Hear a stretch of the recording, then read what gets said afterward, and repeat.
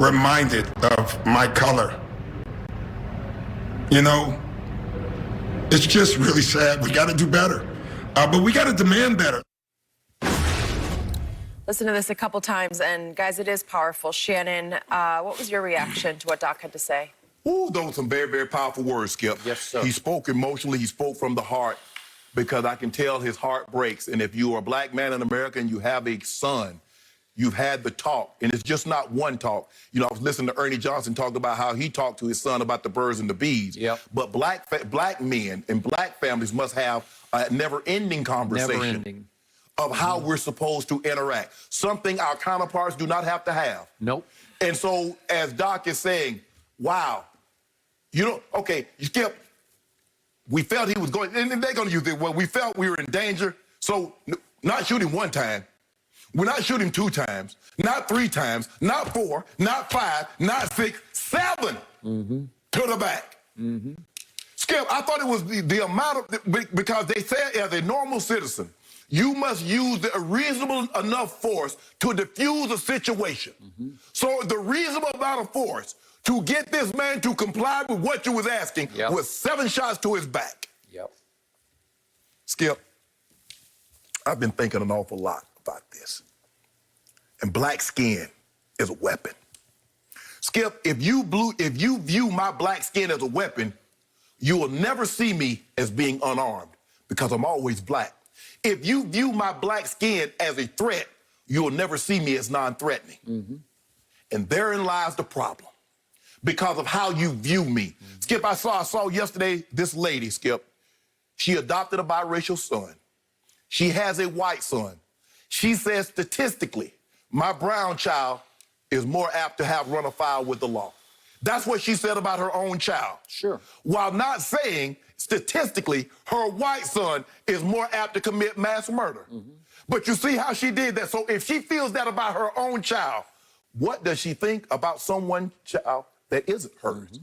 That's the problem, Skip. Unless you can see yourself. It's hard to see yourself as a black man or a black woman in America if you're not that.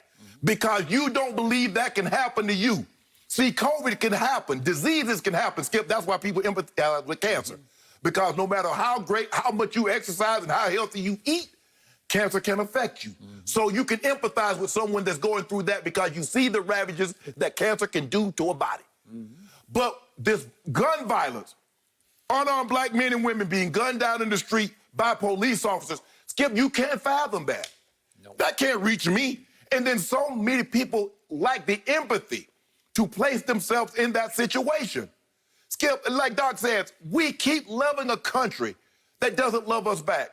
Every war that's been fought in America, Skip, every war that's been fought abroad, blacks have fought in that war. They fought for things that they never received at home. Yep. In the Revolutionary War, Skip, they fought for freedoms, but when the war was over, we won. Back to slavery you go. Yep. World War II, World War I, World War II. You fought overseas for freedoms, but when you came back, Jim Crow South waited for you. Agreed. So what we're asking for, Skip, we're not asking for a handout. I'm not saying give me anything because I'm black, but I'm also asking you not to deny me anything because I'm black. Until, and Doc said it best, we're going to have to break this union. Yep.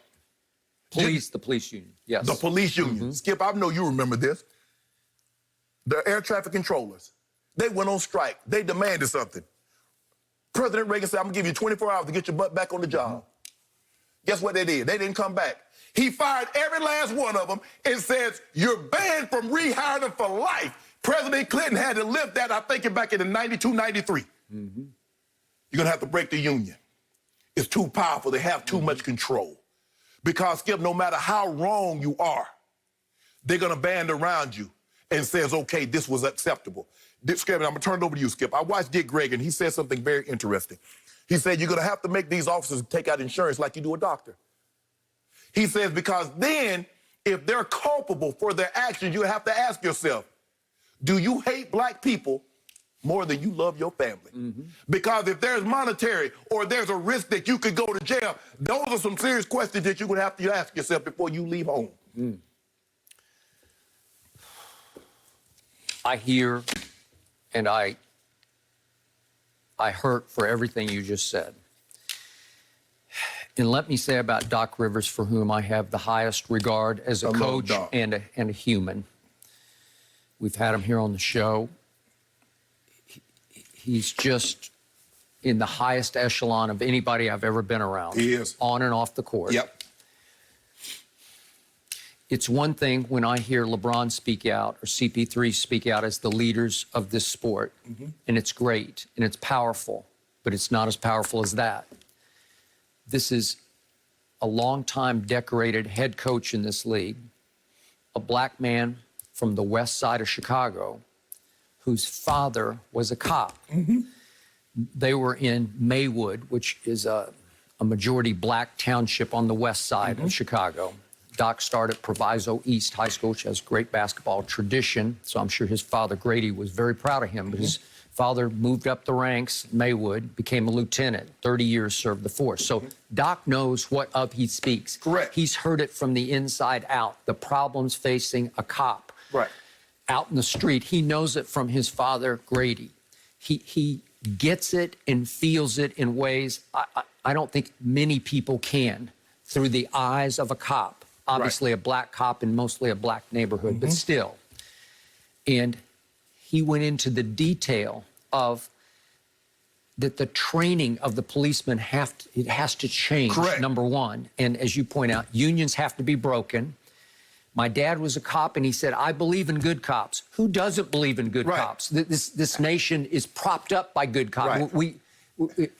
We're able to stay afloat because of good cops.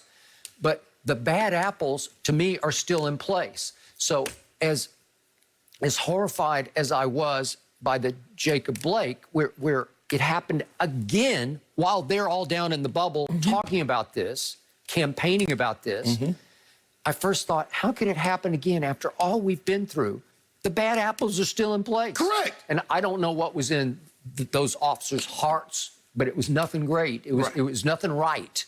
It was that there's a better way to have handled that situation. Obviously, there's a better way than to shoot the man in the back 7 times because he's running to his driver's side door. 5 officers, and I think if I'm not correct, it might have been more, on the scene, can't subdue one man. One man. And then when they can't, and he runs for the driver's side door, and they can see he's got his kids in the car, right? The only way to stop him is to shoot him in the back.